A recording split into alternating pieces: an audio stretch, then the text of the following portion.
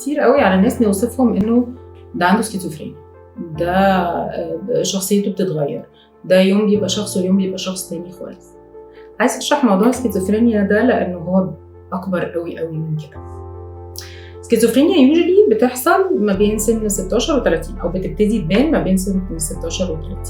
هي موضوع اكبر قوي من انه انا عندي تقلبات مزاجيه او ان انا ممكن ابقى كويس مع شخص وابقى سخيف مع شخص تاني.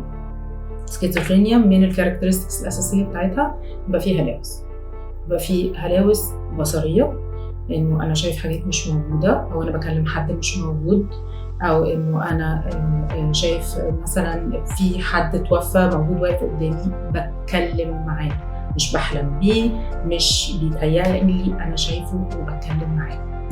في هلاوس سمعيه، بيبقى في صوت انا سامعه في دماغي بس انا سامعه كانه جاي من بره، محدش تاني سامعه غيري.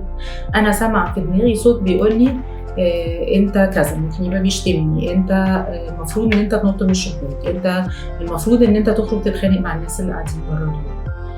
دي تو كاركترستكس من الهلاوس بتاعت السكيزوفرينيا. في من نوع الهلاوس تانية اسمها تاكتايل او الهلاوس اللمسيه، بحس انه كانه في حد حاطط ايده على جسمي، كانه في حشرات بتمشي على جسمي، انا متاكد ان هم موجودين، انا حاسس بيهم وانتوا مش شايفينهم، انتوا مش حاسين بيهم، انا متاكد ان هم موجودين.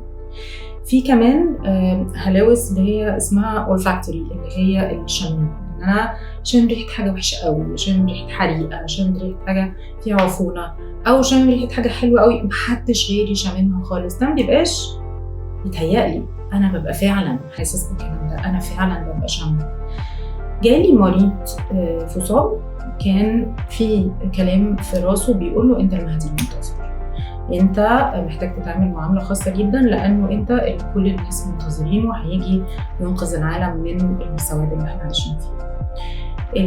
السكيزوفرينيا مرض صعب جدا، محتاجه تتعالج علاج دوائي.